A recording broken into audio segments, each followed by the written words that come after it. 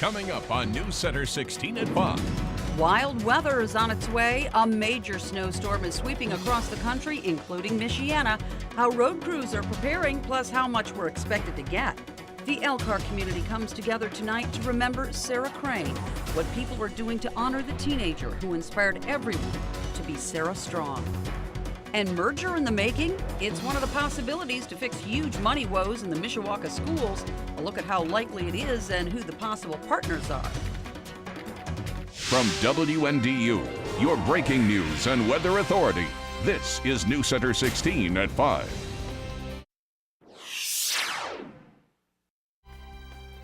Good evening, I'm Maureen McFadden. Terry has the night off. We'll get to the winter storm barreling toward us in a few minutes, but first, we begin with breaking news in the last hour, an arrest in the Mishawaka murder of Teresa Burns almost 26 years ago. The man arrested for the January 1988 death is 43-year-old Philip Jeans. He's in the St. Joseph County Jail on felony murder charges tonight. Barbara Harrington is at the St. Joe County Metro Homicide Headquarters in South Bend with the cold case arrest details. And Barbara, the Burns murder is one a lot of us remember.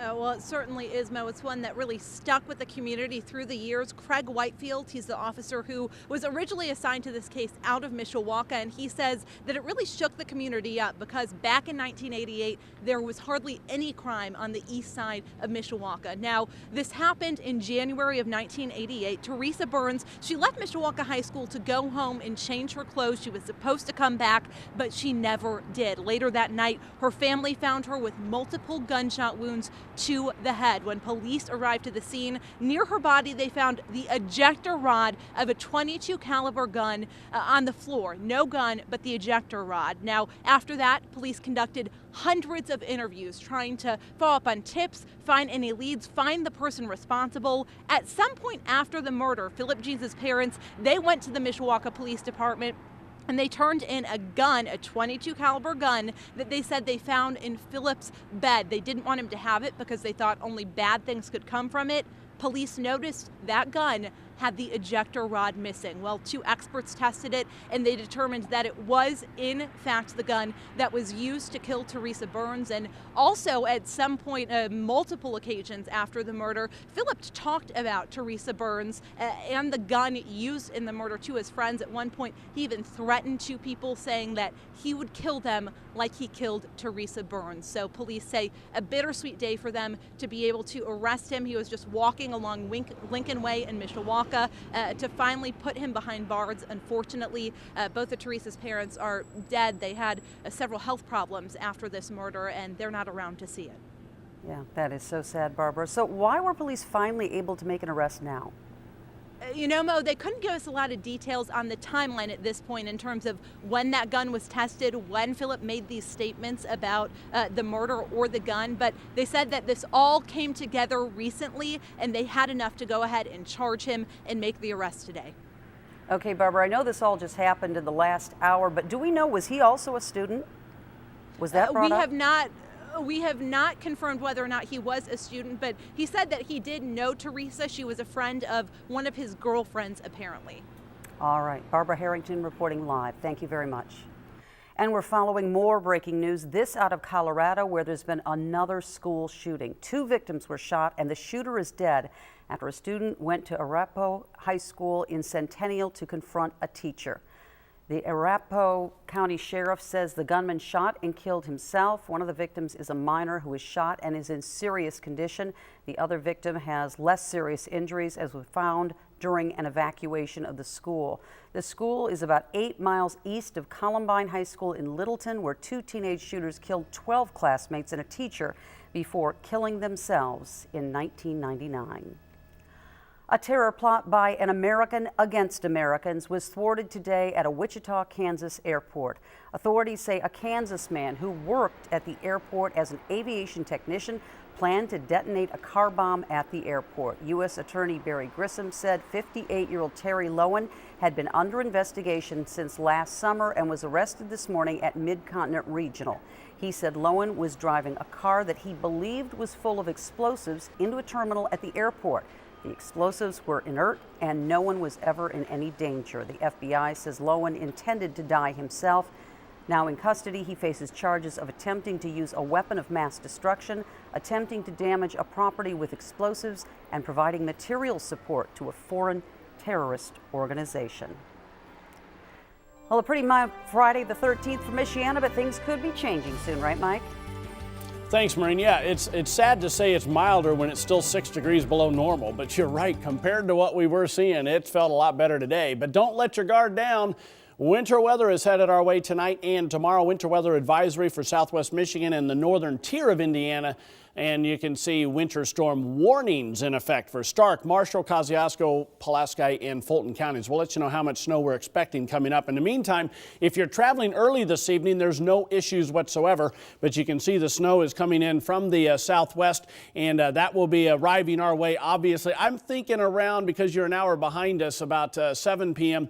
in our southwestern counties, and then probably around midnight as you get into our northeastern counties. So keep that in mind. It'll be mid to late evening before we start to see the snow, but then it snows right through the rest of the night and through much of the day tomorrow. We'll have details on how much and your 7-day forecast coming up.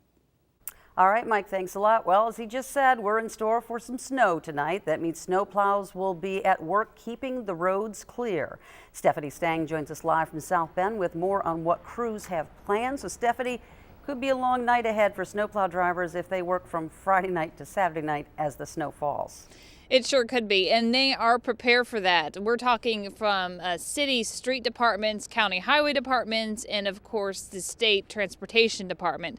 They are prepared for this, and they'll need to be. They could be working for 24 hours straight. At NDOT, it's the calm before the storm. Crews have been preparing for this snow for the past 2 days. Schedules have been adjusted so a full staff can be ready. The equipment is ready, and the streets have been prepared with a salt mixture. NDOT, like many other street or highway departments, has their own weather system they use to prepare for storms. They use a specialized statewide forecast, have a partnership set up with Purdue, and keep an eye on what local forecasters are saying. When the crews are out, dispatchers keep an eye on those forecasts and listen to what plow drivers are reporting to direct crews in the area that need the most clearing. Our crews are on 12-hour shifts, and our crews stay on the road 24 hours a day until the roads are all clear. So certain areas may be all clear in one spot, so our crews will shift to the areas that are hardest hit. But no matter what, we stay on the roads 24 hours a day until all the roads are clear. Keep in mind, NDOT is responsible for all state roads. So we're talking State Road 2, 4, and 6. And the bypass, or US 31. They are not responsible, though, for the toll road. That is now cleared off by a private company. Mo?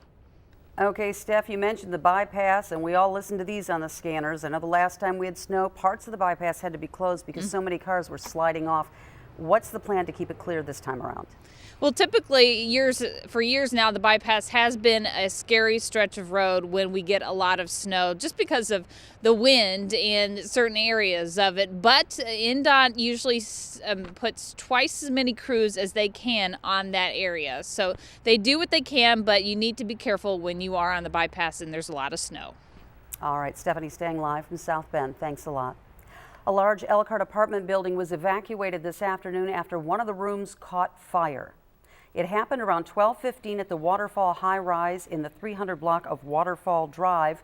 Firefighters say the blaze started in a room on the 10th floor and appears to be accidental. The resident suffered from smoke inhalation but refused treatment. Luckily, no one else was injured. It was coming down from the 9th and 10th, and they smell smoke on their floor. It made me nervous for whoever apartment this happened in, because I've been here 10.5 years and I got a lot of friends here that's like family, and I sure don't want to see anybody hurt. The fire remains under investigation. While the blaze didn't spread to other rooms, both the 9th and 10th floors have smoke and water damage. Tonight, the community made Sarah Strong by a teenage girl with cancer is paying its respects to Sarah Crane and her family. News Center 16's Elkhart reporter Tricia Hart joins us live from the Visitation in Elkhart. And Trish, Sarah Strong has really brought together Elkhart and the surrounding areas. I have to imagine a lot of people are attending tonight's service. You know, there really have been a lot of people coming in. I've seen teenagers in their varsity jackets coming in after school, families, you name it. The community is definitely coming out and showing their support since the visitation started at about 4 o'clock this afternoon. Now, upwards of 100 floral arrangements were delivered to the funeral home as of this morning, and they were expecting even more than that. Governor Pence himself and his wife even sent flowers to show their support to the family. It's all a tangible example of the outpouring of love and prayers we've seen since the 15-year-old Sarah Crane passed away December 7th. Now, social media and the funeral home's website are filled with thoughts of well-wishing and condolences, calling Sarah an angel on earth and a sign of strength and faith. We spoke with Sarah's friends earlier this week who, like thousands of others, know just how big a legacy she left behind. It was really heartbreaking. I mean, I knew she had gone to a better place, but at the same time, we lost a really great person in our lives. So a unique thing that we're doing is the particular casket that Sarah's resting in is one that can be written on, and family and friends are going to write messages on the casket, virtually all over the casket in permanent marker, and that'll stay with Sarah from now on. And when I talked to the funeral director earlier today, he says they were anticipating a very large crowd of hundreds and possibly thousands. So inside the funeral home, they have a queue of pews and chairs so people can go inside and sit and wait until they can go and actually pay their respects to Sarah's family, sign that casket, and really just say their final goodbye. Mo? Okay, and tomorrow's funeral service is open to the public as well. They're probably expecting a lot of people there. You know they are. Tomorrow's funeral services start at 10 a.m. at California Road Missionary Church. They have seating for about 500 people in both the sanctuary and a nearby gymnasium where they'll be simulcasting the service. Now, it's mostly just recommended that family and close friends come for that 500 seats. You can watch it on YouTube or through the Elkhart Truth website if you wish to take part in that way too. So it's really just another way this community can all participate. You can go in, you can watch the prayer service, the mass, and just say goodbye one more time tomorrow before the actual funeral. All right, Tricia Hart reporting live. Thank you. Well, the financial future looks bleak for Mishawaka schools after a $28 million referendum failed last month. That money would have covered major improvements to keep schools safe and functioning. Now the school board faces the tough decision of whether to cut spending or consolidate with another district. During his presentation last night, Superintendent Terry Barker said consolidation seems like a slim possibility. Part of the reason for that, the other school districts would have to be interested in merging in order for the idea to move forward. Penn Harris Madison Schools said in a statement the administration would not recommend a move toward consolidation with School City of Mishawaka or any other district at this time because we do not feel that it is in the best interest of our students and families. A spokesperson for South Bend Schools told News Center 16 they haven't ruled the idea out, but would need much more information in order to make a decision. Barker says he thinks School City should focus instead on living within their budget, which would mean dramatic cuts to programs, athletics, and staffing. If we get to a point where we do not have enough athletes to fill out a team, rather than scramble to find players, we just simply forfeit the season, forfeit the costs, and that saves the corporation a little bit of money. Of course, academics do come first. However, I will scream athletics all day long. I think it helps with self-esteem, with obesity, with grades. Another result of this referendum failing, Mishawaka School City doesn't have the money it desperately needs to make major repairs to buildings. So Barker says one of the options they'll consider is closing Hums Elementary because of structural safety issues. But these are just ideas at this point.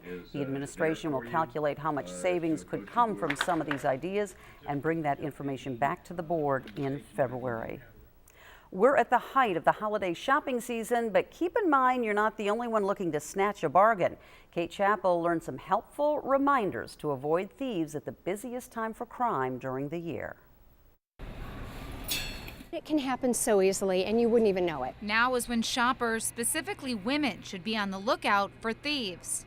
This time of year, there's always going to be an increase in property crimes especially. So how can you protect yourself? First of all, before you even leave home, write down your credit card numbers and keep them in a safe place at home. In the event your wallet does get stolen, then it's going to be easier for you to repair yourself before you're too much at risk of identity theft. Lieutenant Kilgore says women are often targets. And that's one of the main reasons why. thanks to their baggage. Plus, the way we carry ourselves can scream target. Okay, so now as you're walking, you've got your purse open and I can almost look inside and see your wallet. My preference would be to sling that strap over your shoulder, because if somebody were to come by, which can happen so very quickly, and snatch that purse off your shoulder, it's going to be more resistant if you have it over your shoulder. Do you have a cell phone in your pocket? And your pocket's unzipped. So take advantage of the opportunity to zip up your pocket. If you've got an interior pocket in your jacket, there you go. You stick your driver's license and your credit card, any minimal amount of cash you needed to carry with you in an interior pocket. Another major issue? Kids, cell phone, iPod. They're all distractions. Anytime your eyes are not on the prize here and your valuables, we're vulnerable. Finally, keep in mind the mischief can be even worse outside the store. Try to be mindful of your surroundings. Try not to be distracted by talking on a cell phone or listening to music. Always being aware. Kate Chappell, News Center 16.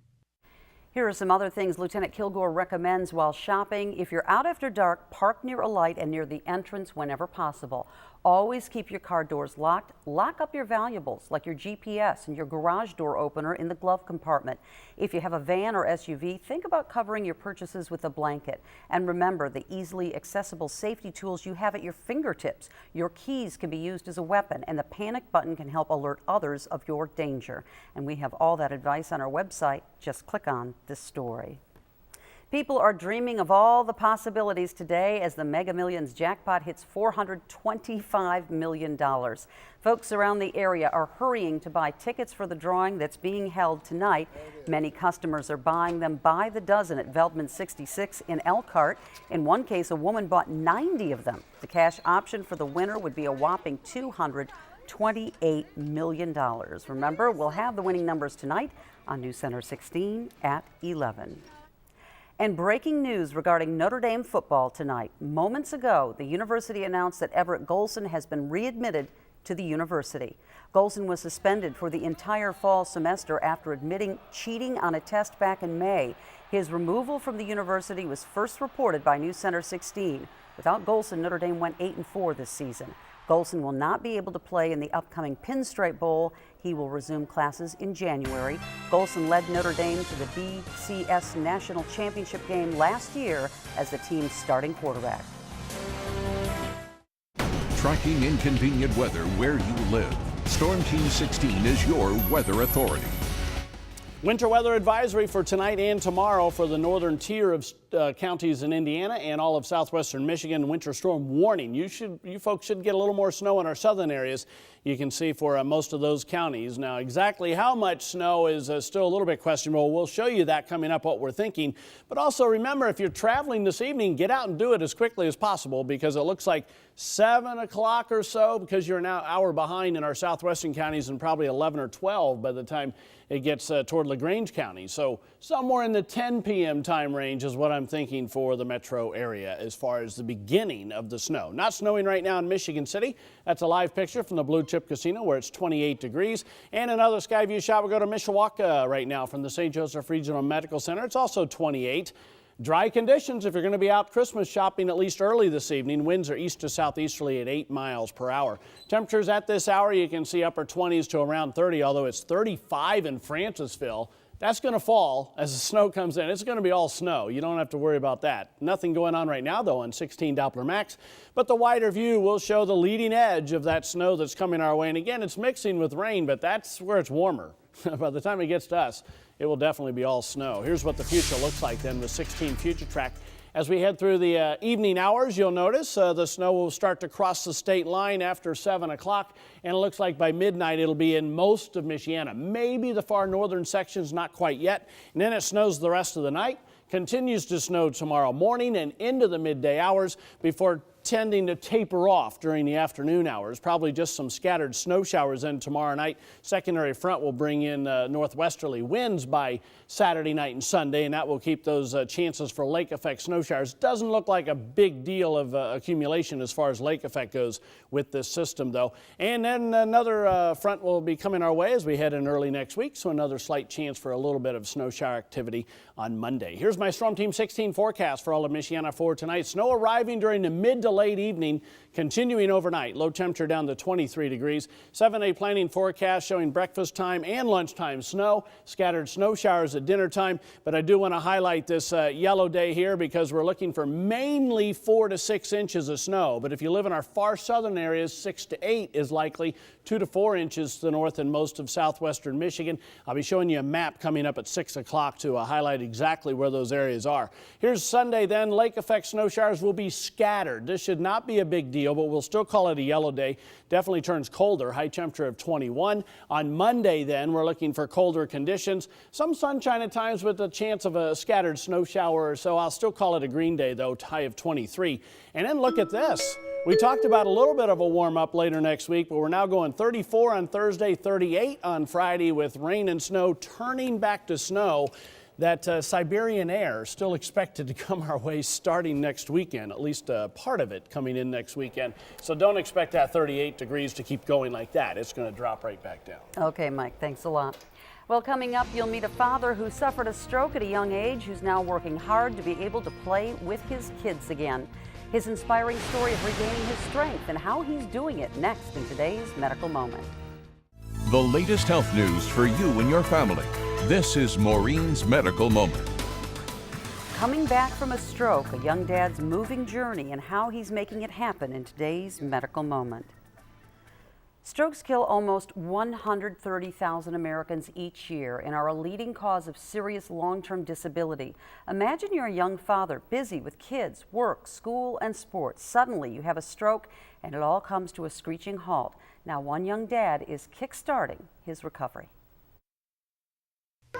Each new day is precious for Brad and Sarah Ferenkamp and their little boys. Brad was a healthy, active father. And swing. Good job. When suddenly at age 40, he suffered a stroke. I was unable to see, unable to swallow, unable to walk. After a month in the hospital, Brad got the okay to start rehab, and he was determined to walk again. Neurological physical therapist Paige Thomas says that for his age and type of stroke, early mobility is critical to start retraining your brain in order to kickstart recovery. The brain can be molded, and so even if you have damage to certain parts of your brain, you can essentially rewire it to assist and help itself. Thomas says that starting early can help minimize any secondary complications, and it helps patients avoid developing compensation patterns. The quicker that someone can start beginning therapy and getting up, moving around, even in the hospital, is the key. In just 6 months, Brad's hard work led to a strong recovery and new joy in life.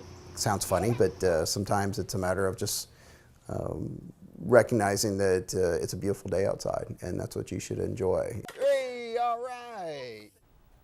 Doctors say even years after a stroke, people can continue to regain motor function.